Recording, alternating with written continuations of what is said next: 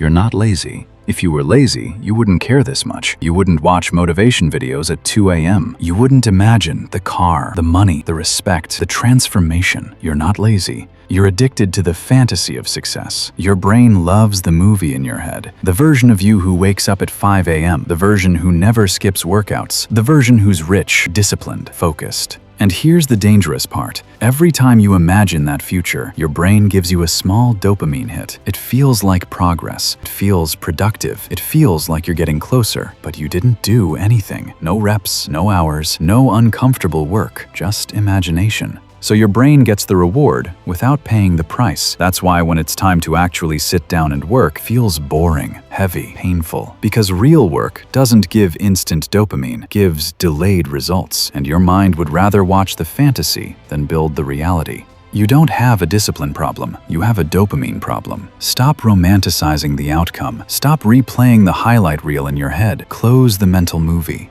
Open the laptop, do the rep, make the call, write the script. Let the reward come after the work. Because the version of you that wins isn't the one who imagines success. He's the one who works in silence when no one is watching.